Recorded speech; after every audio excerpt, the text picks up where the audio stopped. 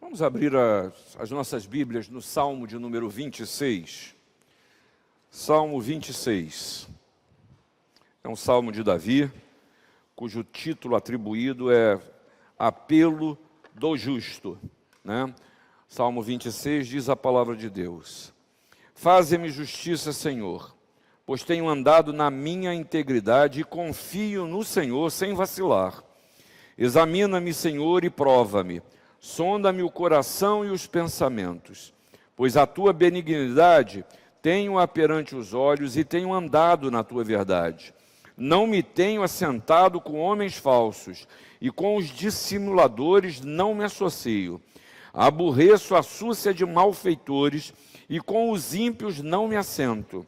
Lavo as mãos na inocência, e assim andarei, Senhor, ao redor do teu altar, para entoar com voz alta os louvores e proclamar das tuas maravilhas todas. Eu amo, Senhor, a habitação de tua casa e o lugar onde a tua glória assiste. Não colhas a minha alma com as dos pecadores, nem a minha vida com a dos homens sanguinários, em cujas mãos há crimes, em cuja destra está cheia de subornos. Quanto a mim, porém, ando na minha integridade. Livra-me e tem compaixão de mim. O meu pé está firme em terreno plano. Nas congregações bendirei o Senhor. Irmãos, todos nós vivemos um tempo ainda de instabilidade. De instabilidade, claro, pelas condições sanitárias existentes, que mudou a nossa maneira de proceder, de viver, de agir, de ir e vir. E acho muito curioso isso, né?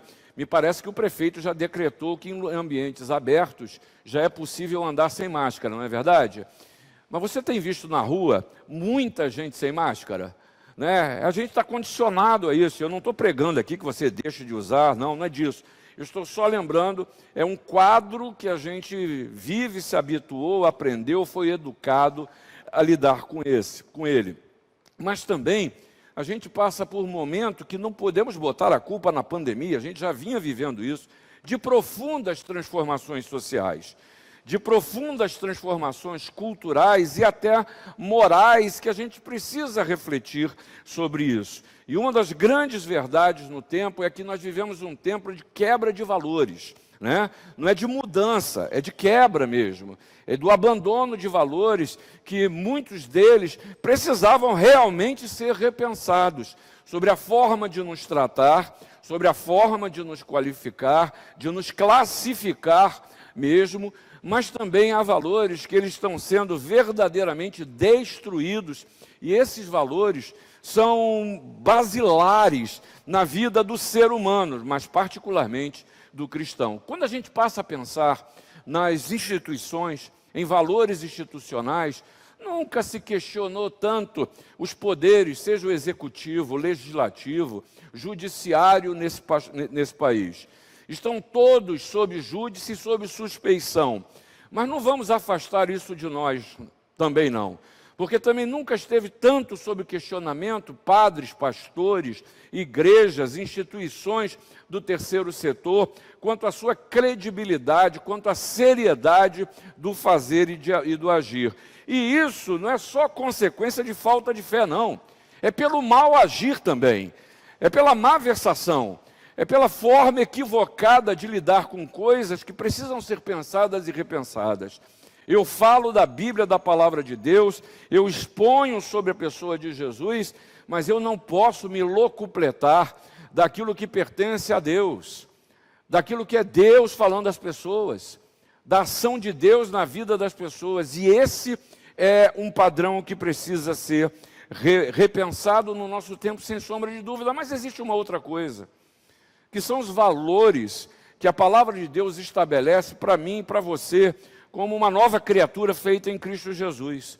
E aí, nesse sentido, o que essas mensagens que a gente vê graçar por aí, em que a gente lida com o mal, a gente convive com o mal, a gente lida com o que é errado, a mentira é método de vida, é maneira de abordagem, é instrumento de convencimento, e eu corro o risco de me acostumar a usar dessas ferramentas que são contrárias à palavra de Deus, que na verdade me desautorizam como cristão e que chegam mesmo a se tornar, na minha e na sua vida, uma verdadeira negação da fé.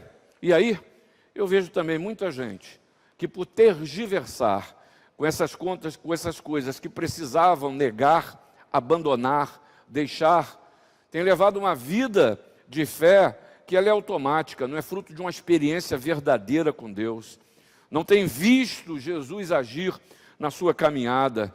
Tem colocado, ainda que não confessada, mas disfarçadamente, uma falta de fé quanto à ação de Deus, a presença de Deus, a intervenção e o cuidado na história.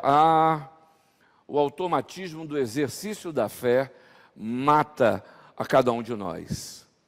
O automatismo do exercício da devoção gera descrédito, e não é nos outros, é em nós mesmos.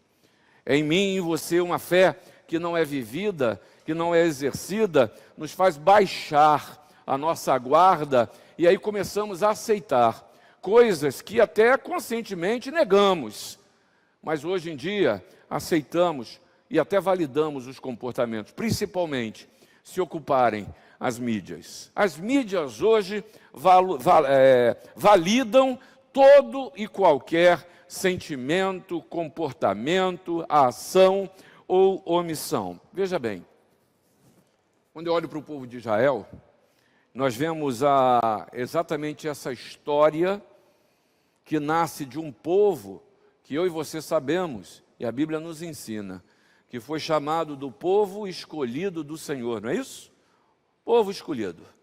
E Deus estabeleceu como sua herança. Mas um povo que a história, se você ler o livro de Crônicas, de Reis, de Samuel, o Pentateuco, você vai ver essa marcha que aceita o mal, que convive com o mal, que vê o mal como ferramenta, que convive mais do que isso, tolera com aquilo que é contrário ao que Deus estabeleceu, que aceita o erro, o mal, a mesmice, e que se conforma com o status quo que os conduziu, os levou a uma idolatria que se traduz em afastamento do Senhor. Por que eu estou fazendo essa introdução tão grande? Para convidar a você a pensar como Davi, nesse Salmo 26, que é uma oração, é uma súplica, e curiosamente é uma súplica que ela não tem um mau objetivo.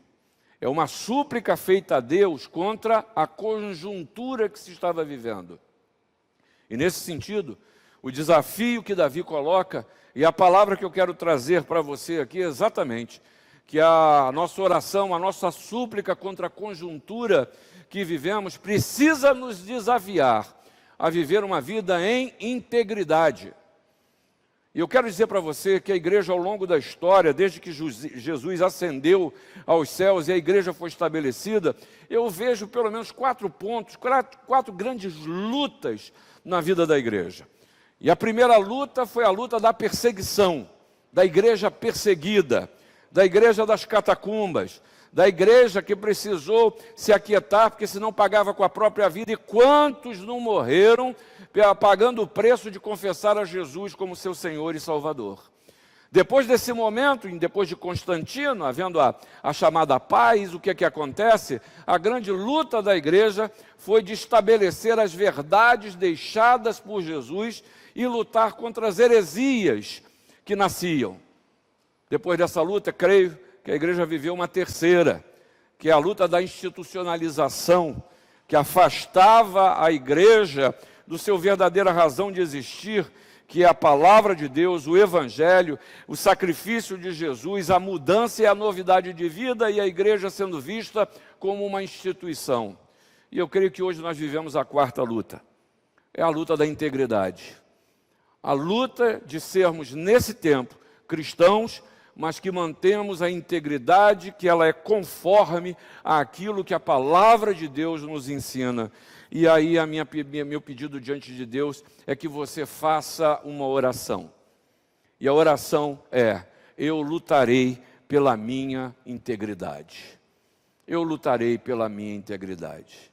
E aí eu me lembro da palavra de Provérbios que nos diz sobre tudo que se deve guardar. Guarda o coração, porque dele procedem as fontes da vida. E o sábio, o escritor de Provérbios, está nos levando a falar do coração, exatamente da sede, do leb, como diz o hebraico. A sede não só das suas emoções, mas da sua ração, a sua própria o seu próprio sentido de existir. E aí um compromisso com a integridade. Ela precisa ser resgatada, vivenciada, limpa, renovada, porque foi isso que o Senhor Jesus nos convidou, a nos tornarmos novas criaturas. E aí, nesse sentido, o primeiro desafio que Davi nos traz é que eu preciso viver uma vida que não tenha nada para esconder. Transparência. Transparência. E essa transparência, o salmista faz 2 pedidos específicos. O primeiro, ele pede a Deus: Senhor, faze-me justiça. E o segundo pedido para ele: examine-me, Senhor.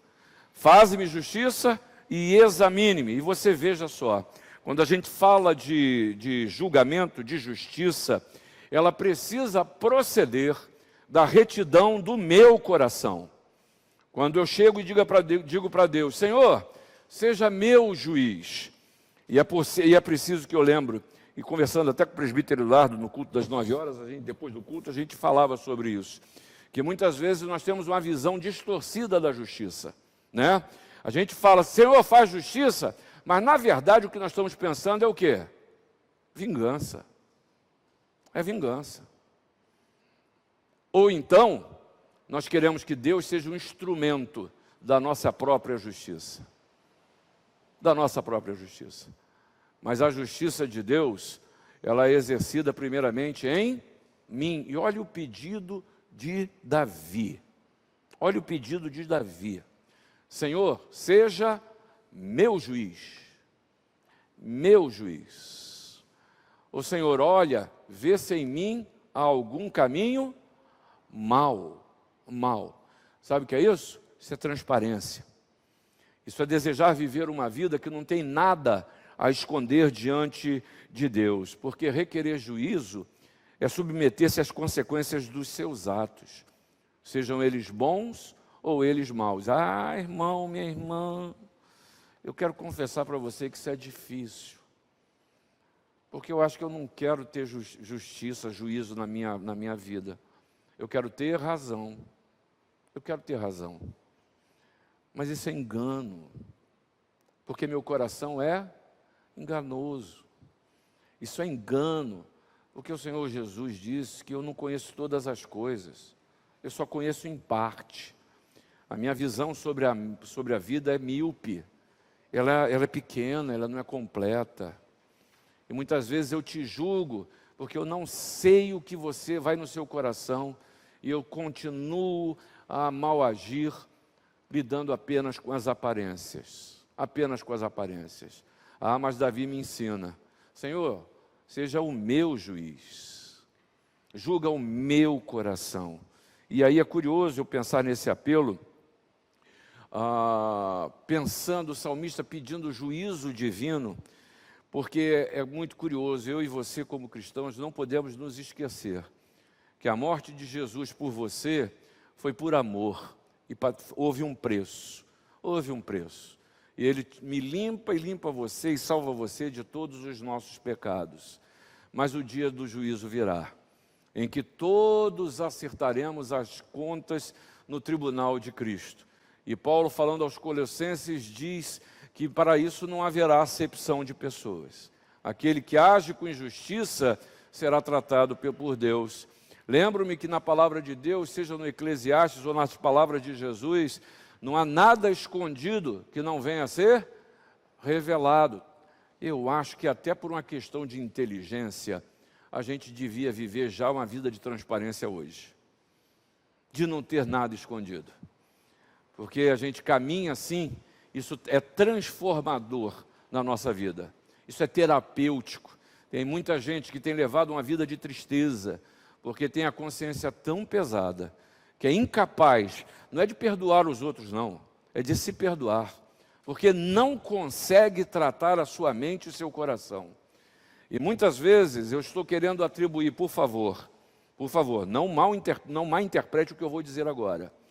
Tem muita gente querendo pedir solução para a sua vida em sociólogos, em antropólogos, em psicólogos e psiquiatras. E há casos que precisa disso mesmo. Mas há pessoas que precisam olhar para dentro e se ver diante de Deus, que perdoa. E não adianta eu dizer que Deus perdoa se você não se perdoa. Não adianta dizer que Deus tem graça e misericórdia se você não olha os seus semelhantes com graça e misericórdia. Não adianta você querer uma renovação, que Deus lhe olhe ao fazer justiça em você, lhe olhe de uma forma diferente, se você insiste em olhar os seus da mesma maneira. Da mesma maneira. Ana é uma pessoa problemática, vocês sabem disso. E lá em casa ela insiste em dizer que a mãe sou eu. Só porque eu fico tratando dos meus bebês, né? Um tem 30 e poucos anos e o outro, sei lá quantos. Mas são meus bebês, né, gente? Por que eu estou fazendo essa brincadeira? Está aqui, ó, senhor idoso já, senhora idosa sentada dele, já, são avós. Antônia chegou para a Hannah e para a Cláudia. Mas Fabrício continua a ser meu bebê, meu bebê. Eu quero usar esse exemplo de ternura para falar para vocês como a gente mobiliza a vida. A gente fica com as mesmas visões e pode falar brincando, mas corremos o risco de tratá-los assim. Está aproveitando aí, né, Lúcia? Isso, dá um abraço nela, beija. Já. A gente tem a tendência de nos tornarmos tão imobilizados nas nossas relações. Isso acontece muito na família. Muito na família. Aquele tio que você tem, que todo mundo na família sabe que aquele tio não tem jeito. Aquele sobrinho. E assim a gente imobiliza, a gente dá glória ao mal. A gente convive com o mal. Mas não fica naquela santa expectativa e esperança das transformações que Deus quer fazer na nossa família, nas nossas relações e na nossa forma de enxergar os outros. A justiça, seja o Senhor o meu juiz. E Paulo percebeu isso com tanta clareza, que ele chega mesmo e diz o seguinte: porque de nada me argue a consciência. Cuidado para não se esconder nesse versículo. Dizer, minha cabeça é meu guia, eu estou em paz, mas é paz de cemitério. Paz de cemitério que não trata o interior. Dentro do interior tem defunto e mau cheiro. Paulo está falando de uma consciência que não é arguída, porque foi tratada diante de Deus. Porque foi sondado diante de Deus. Porque foi perscrutado por Deus e teve que lidar com seus males, saber, nesse juízo, quando ele pede, Senhor, seja o meu juiz. Ele é colocado diante desse juiz e encontrado em culpa. E a gente pensa, não tem jeito, aí vem o sangue de Jesus. Aí vem o sangue de Jesus. Vai e não peques mais. Começa de novo. Deixa nascer um novo dia. Deixa o choro acabar com a noite, mas vive a alegria da manhã. Por quê? Porque é um novo dia. Abandona o que ficou para trás. Reconstrói, refaz. A transparência na vida produz novidade. Por isso, que além de pedir a justiça de Deus, Davi pede também que o Senhor o examine. Examina-me, clama a alma sincera. Olha para mim, Senhor. Estou aqui brigando com fulano. Será que eu estou errado? Eu jamais faço essa oração. Eu faço, pesa a mão em fulano, que ele que está errado, Senhor. Mas a gente precisa aprender a se deixar examinar. E o Espírito Santo faz isso. Só que se você ficar gritando, o Espírito Santo ele é gentil. É gentil. Ele não vai gritar para você. A doce voz do Espírito Santo lhe traz aquilo que precisa ser tratado, que precisa ser examinado, porque exame depura, exame esclarece, exame faz conhecer, exame revela. No culto aqui, o Mário estava aqui, eu usava o exemplo, viu o Mário na minha frente, aqui usava o exemplo dele de médico, né? O médico vai lá, estuda 5, 6 anos, depois faz mais 2 anos de especialização e continua estudando, e olha, mas tem certas coisas que a experiência do médico não lhe permite chegar a uma conclusão. E aí o que ele faz? Ele pede exame. Exame para quê? Para aprofundar o conhecimento, para descobrir aquilo que ele de fora não pode ver. E o exame é a ferramenta que o médico usa para poder tentar chegar à segurança de um diagnóstico que produza o quê? Saúde. Saúde. É esse sentido da palavra. É esse sentido que Davi traz. É esse sentido que, ao tratar da ceia do Senhor, Paulo nos convida, e você todo mês é lembrado disso. Examine-se, pois, o homem a si mesmo. Meus irmãos, a gente precisa desenvolver mais do que nunca esse olhar da consciência, que tenha coragem de sondar coisas espirituais espiritualmente. De olhar para dentro e falar, não, eu preciso pensar sobre isso. Ou até dizer, Senhor, eu não quero pensar sobre isso, porque eu prefiro continuar na maldade do meu coração, e aí eu sofro as consequências dessa minha escolha. Que Deus lhe permita ter uma vida que não comungue com o mal, que você lute pela sua integridade, primeiramente, não tendo nada para esconder diante de Deus, vivendo uma vida que seja transparente. Mas Davi nos ajuda a caminhar também nesse compromisso de viver em integridade, lembrando uma segunda coisa, porque eu posso falar de justiça e autoexame, e ainda assim eu ter comunhão com o mal, ainda assim ter comunhão com o mal. E aqui é um segundo compromisso, que eu e você precisamos ter e fazer, de não ter nada em comum com o mal. O mal não pode ser uma opção para o cristão. Não pode ser ferramenta de vida, não pode ser instrumento de omissão. Você está vendo o mal acontecer diante de você, do seu lado, na sua casa, e você se cala e você se omite. Esse caminho não é caminho de morte, não é caminho de vida. Esse caminho é caminho de morte. E aí é interessante que Davi traz alguns exemplos, e aqui seis exemplos ele traz. Nesse breve salmo, Salmo 26, de tentações que o mal nos traz. Primeira figura que ele fala, o homem falso. Reparou que ele diz isso? Está falando do homem falso. E aí está falando de quem? Da pessoa que, talvez a melhor tradução seria a pessoa vã, que é cheia de vaidade, que é vazia, que é pobre de conduta, que a sua maneira de proceder não é verdadeira. O que é falso é o antônimo de verdadeiro. Mas perceba, eu tive que ler esse salmo três vezes, para entender, e a gente sempre tende a ler, o que a palavra de Deus fala de bom é para mim. O que a palavra de Deus levanta e reclama daquilo que é de ruim, está falando de quem? Do outro, pô. Do outro. Mas Davi está falando para ele mesmo. E ao ler, você precisa ler de você mesmo. Fuja da tentação de ser uma mulher falsa, um homem falso. E falso não é só no que diz, não, porque a gente diz, fulano é tão falso, né? Não é isso não, é de viver uma vida falsa, de viver a falsidade de vida, de querer ser o que não é, demonstrar o que não pode, e viver uma vida Tem gente que vive a vida dos outros, você já viu isso? Que quer viver a vida dos outros, a família dos outros, a realidade dos outros, quando Deus nos faz seres únicos, com a beleza da história de cada um. Segunda tentação que Davi te chama a atenção, é quanto ao dissimulador. O dissimulador, de novo, é primeira pessoa, é você mesmo que ele está falando, tá?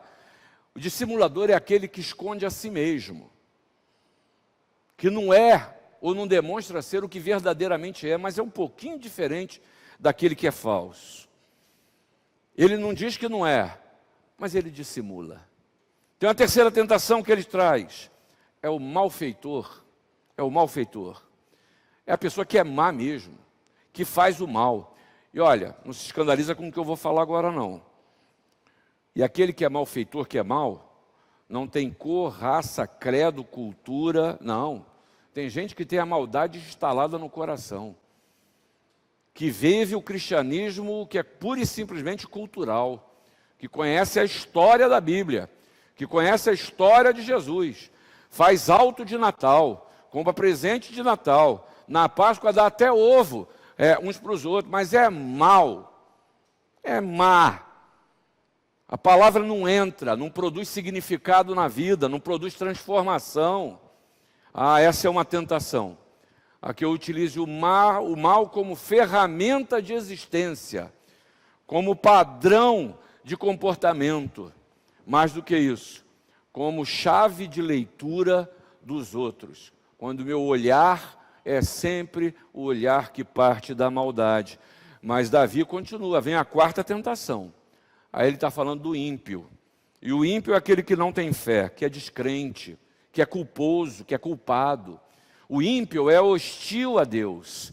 O ímpio, a palavra de Deus, ao usar esse termo também, atribui aquele que é culpado de pecado. Portanto, que se distancia de Deus. Meu irmão e minha irmã, eu e você temos uma grande tentação de vivermos uma vida que seja ímpia. Com a boca, nós dizemos que Jesus é o nosso Senhor e o nosso Salvador. Nós sabemos de cor o salmo que diz que o Senhor é meu pastor e nada me faltará.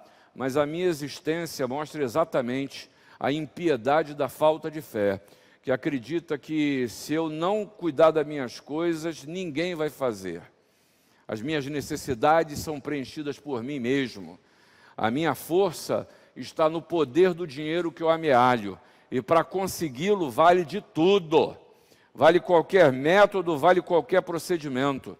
Para eu conseguir ver satisfeitos os desejos e as minhas vaidades, valem tudo. E nesse sentido eu não posso botar a culpa nos outros e no final dizer: Senhor, perdoa a multidão dos meus pecados, porque eu não procuro ter a consciência desses pecados e nominalmente confessá-los diante do Senhor. Irmãos, o mal não pode ser ferramenta na vida do cristão. Não pode. Mas há um sexto e um quinto ainda, que Davi fala. Ele fala do pecador. Em suma, sabe qual é a visão do pecador? Pecador é aquele que está exposto à condenação, que é condenável.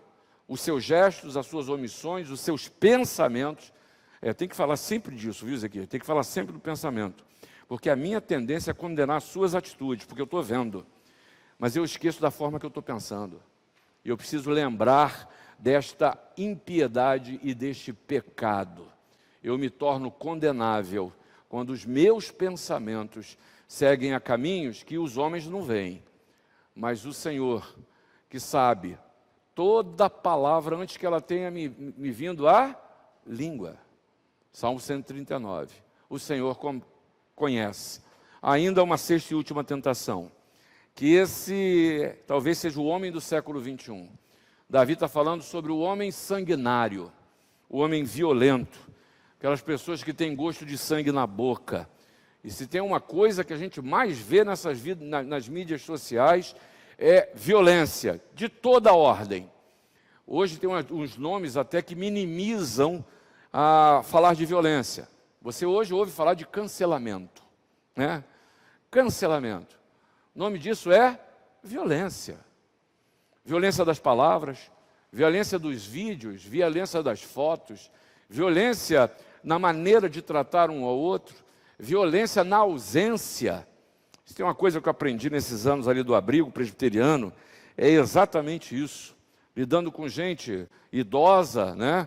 Eu ia dizer no final da vida, mas quem diz que a vida está chegando ao final não somos nós, é Deus, não é verdade? Uma das coisas que eu mais aprendi ali é a violência na família. Violência na família. Gente que abandona seus idosos. Gente que viveu uma vida tão violenta com os seus, que chega na velhice, foi abandonado. E aí, por causa, para mim, se tem uma coisa que marca a maldade do ser humano, são as nossas leis. Eu já disse isso para você aqui. Se nós precisamos de um estatuto do idoso, é por quê? É por quê? É porque a gente não cuida dos nossos idosos.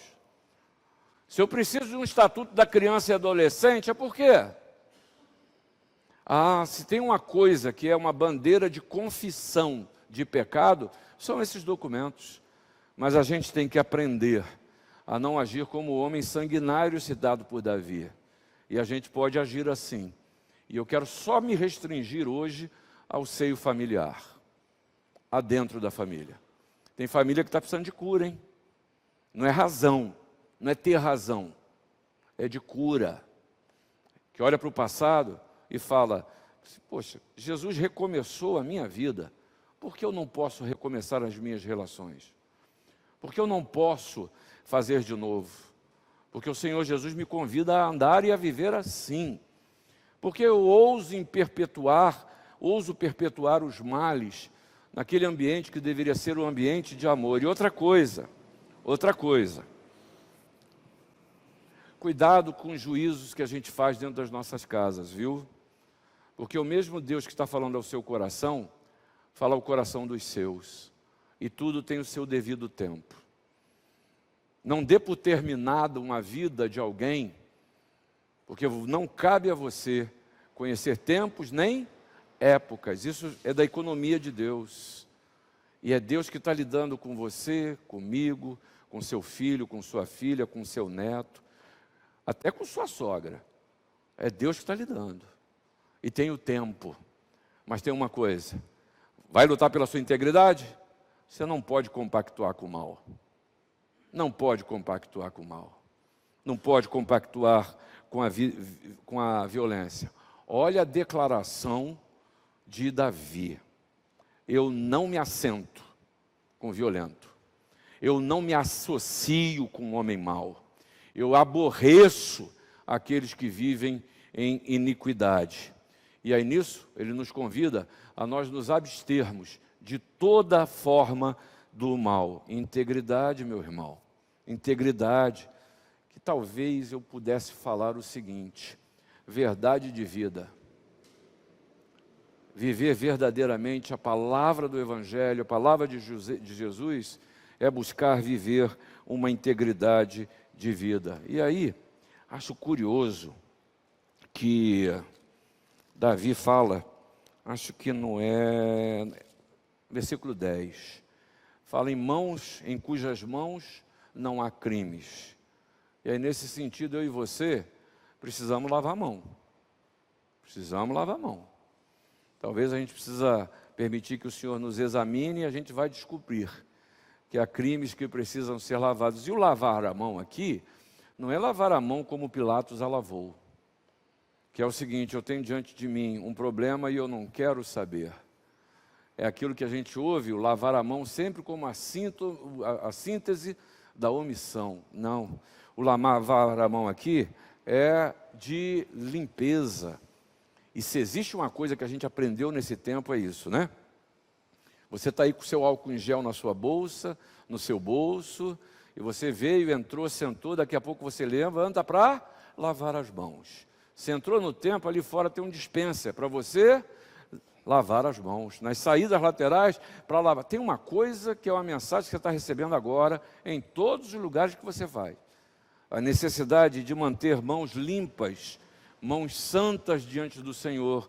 Isso é uma figura para lembrar do que a gente precisa viver no nosso dia a dia. Olha, eu quero dizer que não compactuar, não viver o mal, não ter o mal como método, é mais do que o desejo de não estar no meio do mal.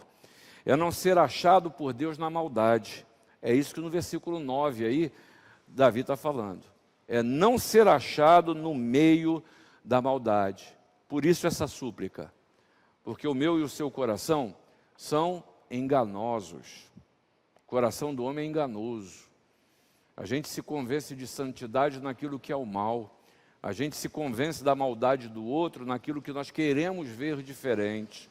A gente precisa ser achado por Deus em bondade e em verdade. Mas o Davi ainda me ensina uma terceira coisa nessa luta que eu preciso viver, pela minha integridade. E aí ele nos traz uma proposta de vida, uma convicção de vida, um compromisso de vida que eu e você precisamos nos lembrar. Primeiro ele começa a falar sobre integridade e termina o salmo falando sobre integridade. E ele diz o seguinte: eu vou pensar nisso na minha vida, isso vai ser um alvo. Não, olha o que ele diz: eu ando na integridade. É estilo de vida, é estilo de vida. Não é dizer, é viver e permanecer. E quando eu falo em integridade na palavra de Deus, eu estou falando de lealdade a Ele. Mas repare que aliada à integridade, como convicção de vida, ele coloca uma coisa que para a gente é muito difícil. Fala em humildade. E ele vira para Deus e fala: Senhor, depois de dizer tudo o que ele disse, ele chega e diz: Senhor, tem compaixão de mim. Eu acho que Davi se viu em tudo que ele escreveu. Ele se viu em tudo que escreveu. E o final dele é dizer: Senhor, tem compaixão de mim. Tem piedade de mim. Isso é uma confissão da incapacidade de passar sem ajuda. E aí não tem como eu e você não nos lembrarmos do Senhor Jesus, que olhou para mim e para você e disse assim: sem mim, nada podeis fazer. Alguns leem esse versículo bíblico como uma arrogância de Jesus, mas não é. É o conhecimento do estado e de quem é eu, de quem sou eu, de quem é você. Jesus olha e falou assim: definitivamente a Célia não vai ter condições, ela não vai conseguir. Ela, sem mim, ela não vai conseguir fazer. Ela vai precisar de mim na vida dela.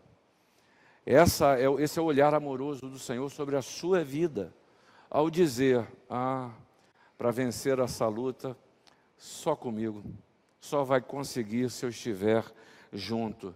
Mas é preciso ter a humildade para reconhecer: eu não posso, eu não consigo, eu preciso. Senhor, vai à frente. Coragem até para dizer: eu não acredito. Deus, eu não acredito que o Senhor possa mudar a minha sorte. Que eu já falei isso para vocês também. Eu acredito muito mais numa oração que revela uma dúvida sincera diante de Deus, do que a gente ficar repetindo palavras como mantras, talvez até para a gente se convencer, e a gente chama isso e quer chamar isso de oração. Humildade. Mas também, como proposta de vida, além de integridade e humildade, é você ter uma vida de confiança e certeza. E ser confiante, me permita a expressão, não é ser um bobo alegre, uma boba alegre, que diz: está sofrendo, está doendo, graças a Deus. Não é isso, não.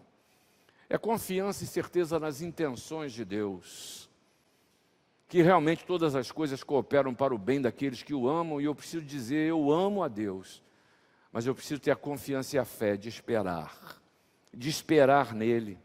Porque sabe qual é a consequência disso? Vem o quarto ponto, que é como Davi termina por dizer: bendirei ao Senhor. Sabe o que é bendizer ao Senhor? É louvar, é reconhecer que Deus tem feito, que fez, que faz e que fará.